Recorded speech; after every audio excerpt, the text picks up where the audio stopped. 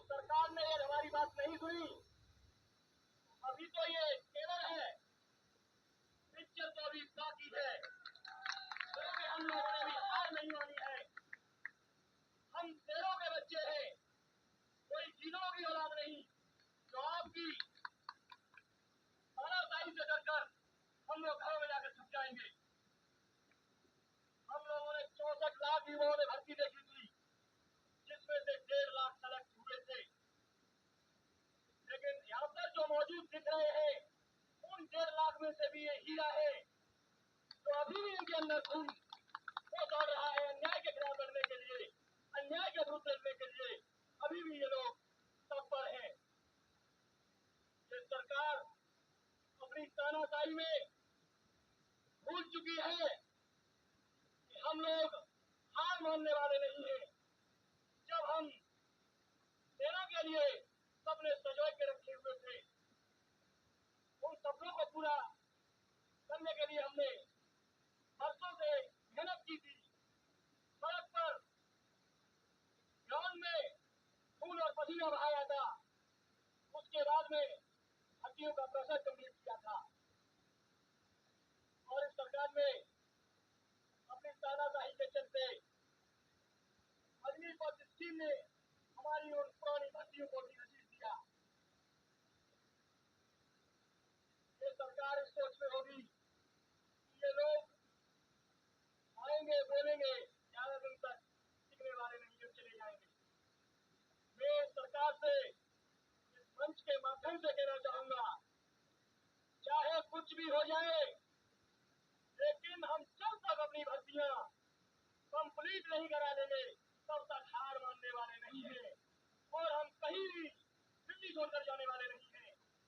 इस सरकार की हम ईट से ईट बजा देंगे और अब तक हमने जो भी हमारा संघर्ष रहा है अब तक का, हमने इसकी नींव को हिला करके रख दिया है। जो ये अपने मनमाने ढंग से चल रहे थे, उनको बैसाखियों के सहारे पर ला करके खड़ा कर दिया और ये ऐसे ही लग चलते रहे। हमारी मांगों को नहीं सुना, हमारी भर्तियों को कंप्लीट नहीं कराया। तो हम आने वाले समय में इस सरकार का वजूद खत्म करके ही सांस लेंगे, चाहे हमको इसके लिए कुछ भी क्यों नहीं करना पड़े। देश के कोने कोने में भी ये हमको जाना पड़ेगा, देश के घर घर में जाकर के भी ये हमको संघर्ष करना पड़ेगा। तो हम उसके लिए भी पूरी तैयारी के साथ काम करेंगे और इस सरकार की ईट से ईट बजा देंगे। मेरे सभी साथी जो इनमें अभी भी लोहे जैसी शक्ति है, जो यहाँ अभी भी अपने हक के लिए खड़े हैं, वो ऐसे हार मानने वाले नहीं है। सरकार अपने दिमाग में बिठा दे और इस मंच के माध्यम से मैं समस्त देशवासियों से भी आह्वान करना चाहूंगा, आज तो हमारे साथ अन्याय हुआ है, कल को आपके साथ भी अन्याय होगा, क्योंकि ये बहुत ही तानाशाही सरकार है।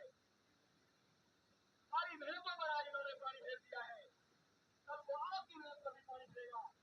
इसलिए ये आपका भी नैतिक कर्तव्य बनता है कि अपनी आने वाले भविष्य के लिए, अपने बच्चों के भविष्य के लिए आकर के हमारा साथ दीजिए और इस सरकार को झुकने के लिए विरोध कीजिए।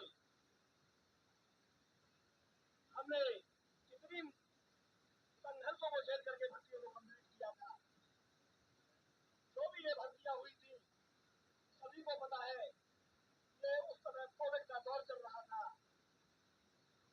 पूरा विश्व कोरोना महामारी से जूझ रहा था।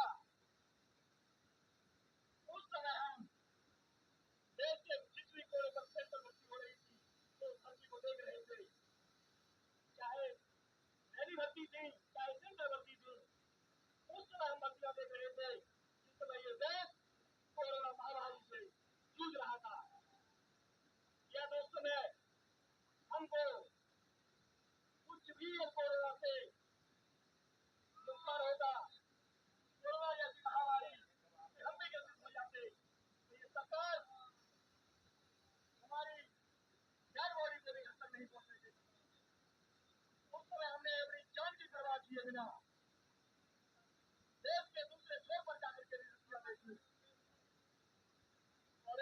व्यक्ति को 25-25 दिन एक महीने रोड पर रह करके गुजारे। उस समय अन्न भी देश के नागरिकों को नसीब नहीं हो रहा था। उस समय हमने भूखे प्यासे रह करके सुबह से लाइन में लग करके शाम को 4-4 बजे फिजिकल कंप्लीट किया था। सुबह 3 बजे से लाइन में लगने के बाद में शाम को 4 बजे मैंने रनिंग की है। भूखे प्यासे रह करके वो फिजिकल कंप्लीट किया है। उसके बाद इतनी मुसीबतें झेल करके हमने अपनी भर्तियों को कंप्लीट किया, मेडिकल कंप्लीट किया, फिजिकल कंप्लीट किया। जब हमारी बारी ज्वाइनिंग की आई तो इन्होंने अग्निपथ लेकर के आए तो उसमें हमारी भर्तियों को विकसित किया, जिसका अग्निपथ से तो कोई संबंध था ही नहीं। जब आप अग्निपथ लेकर के भी आए तो आपकी प्लानिंग जिस दिन से तैयार हुई, जिस दिन से आपने अग्निपथ को लागू किया, उस दिन से रहने देते जो भर्तियां पहले कंप्लीट हो चुकी थी उनका इन भर्तियों से कोई तालमेल नहीं था। अग्निपथ स्कीम एक अलग मुद्दा रहा और हमारी भर्तियां बिल्कुल अलग मुद्दा है। इससे हमारी भर्तियां तो अग्निपथ से पहले ही कंप्लीट हो चुकी थी। फिर इस सरकार ने अपनी तानाशाही के चलते हमारी भर्तियों को रद्द कर दिया, जिससे आज हम लोग इस जंतर मंतर पर आकर के अपना धरना प्रदर्शन कर रहे हैं। जो समय हमारा देश की सुरक्षा का था, देश के बॉर्डर पर रहकर दुश्मन से जूझने का था, उस समय में हम लोग ये बैनर पोस्टर लेकर के आज दिल्ली की सड़कों पर धरना प्रदर्शन कर रहे हैं। इस सरकार ने हमें धरना प्रदर्शन करने के लिए मजबूर किया है। ये सरकार भी याद रख ले, जिस तरह से आपने हम लोगों को मजबूर किया है, हमने भी कसम खाई है। आपने हमारा भविष्य बर्बाद किया है, आपने हमारे हाथ में आया हुआ रोजगार छीना है, आपने हमसे सेना की भर्ती को छीन लिया है, जिसको सोच करके हम, जिसकी यादों में हम चल करके बड़े हुए थे। बचपन से ही हमारा सपना रहा हमको सेना को ज्वाइन करना है और देश की सेवा करनी है। तो सबने वो सपना चूर कर दिया है। अब आने वाले समय में हम आपकी सरकार को निष्ठा नाबूद करके ही सांस लेंगे। जब तक हम आपको बिल्कुल धराशायी नहीं कर देंगे सरकार से, तब तक दम लेने वाले नहीं है। ये मैं बार बार चीख करके कह रहा हूँ। इस सरकार ने हमारे साथ अन्याय किया है, हमारे साथ दुराचार किया है। जो अपने राजा होने के घमंड में अपने युवाओं को भूल गई, जिन युवाओं के कंधों पर इस देश का हाथ टिका हुआ है, जब ये युवा अपने कदमों में विस्मित हो गए तो इनको गलत दिशा मिल गई, इनको सही समय पर सही रास्ता नहीं मिला। तो देश के लिए कभी खतरा भी पैदा हो सकता है।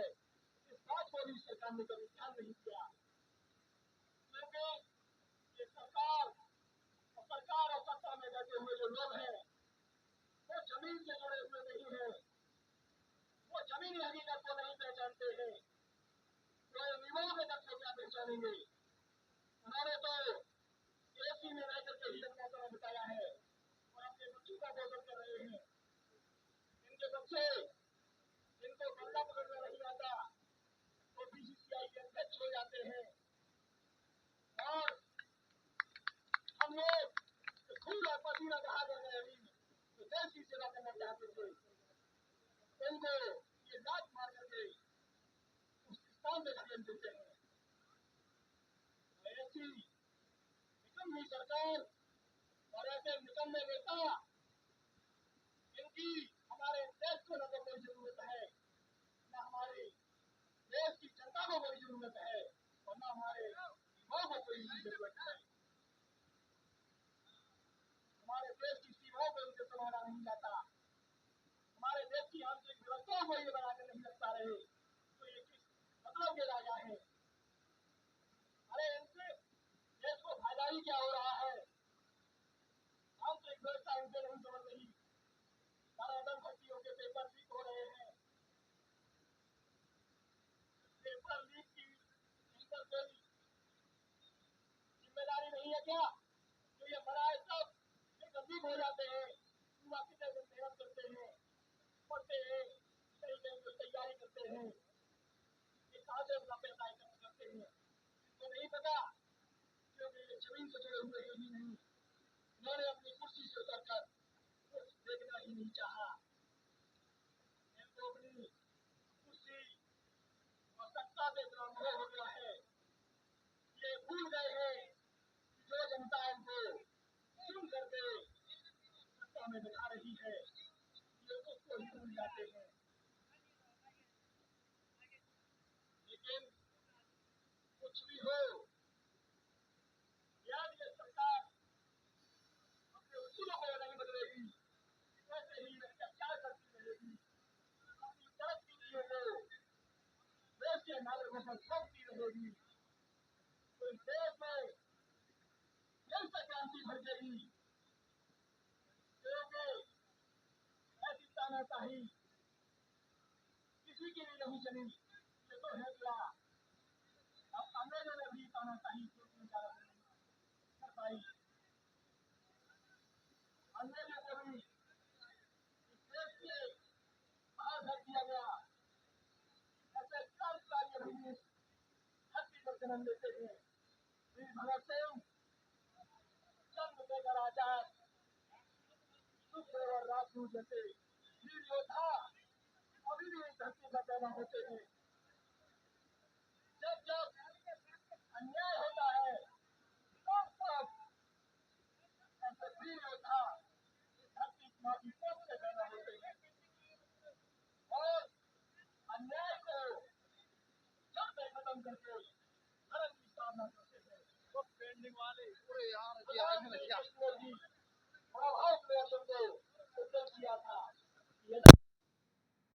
ज्ञानेन भवति भारत अभ्युत्थानं धर्मस्य तदात्मानं सृजाम्यहं तत्प्राणाय साधूनां विनाशाय च दुष्कृतां धर्म संस्थापनार्थाय संभवामि युगे युगे।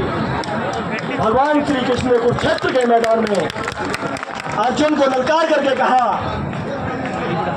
कि हे अर्जुन, जब जब इस धरती पर धर्म की हानि होती है, अन्याय और अनीति बढ़ती है, दुराचारी लोग पैदा होते हैं, तब तब मैं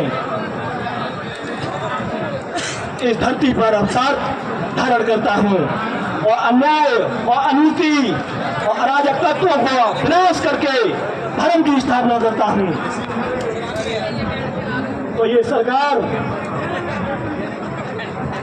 ध्यान में रखे, जिन भगवान श्री राम के नाम पर आप देश की जनता को गुमराह कर रहे थे, उसका जवाब भी आपको अयोध्या में मिल चुका है। अयोध्या सहित आसपास की सभी सीट जहां से आपको हार का सामना करना पड़ा है, जहां से भगवान श्री राम ने भी कह दिया है, उनको सीधा संदेश दिया है कि सुधर जाइए, भगवान के नाम का सहारा लेकर इस जनता के खून को चूसने का काम मत कीजिए, गरीबों के खून को चूसने का काम मत कीजिए, नहीं तो अब आपका वो समय आ गया है जो आप बिल्कुल आपका नाम और निशान खत्म होने जा रहा है। आपने जिस तरह से यहाँ पर राज किया है, उसी तरह से आप धराशायी भी होने जा रहे हैं। मेरे सभी युवा साथी, आप हौसला रखिए, हौसला में वो ताकत है जो दुनिया की किसी भी शक्ति में वो ताकत नहीं है। जो हमारे हौसला मजबूत रहेंगे, हौसले बुलंद रहेंगे, तो मैं आपको विश्वास दिलाता हूं कि हम अपना हक लेकर ही रहेंगे, लेकर ही रहेंगे। हम तब तक हार नहीं मानेंगे, चाहे हमको कुछ भी क्यों नहीं करना पड़े, किसी भी सीमा तक क्यों नहीं जाना पड़े, जब तक हम अपना न्याय नहीं अपने साथ करा लेते हैं तब तक सांस नहीं लेंगे। आखिरी सांस तक, आखिरी दम तक हम अपने हक के लिए लड़ते रहेंगे। अभी के लिए मेरे सभी साथियों को कहना चाहूँगा, जो भी साथी और अपना कोई मत रखना चाहते हैं, जो भी अपना तथ्य बताना चाहते हैं, वो आकर के इस मंच के माध्यम से अपना मांग को रखें।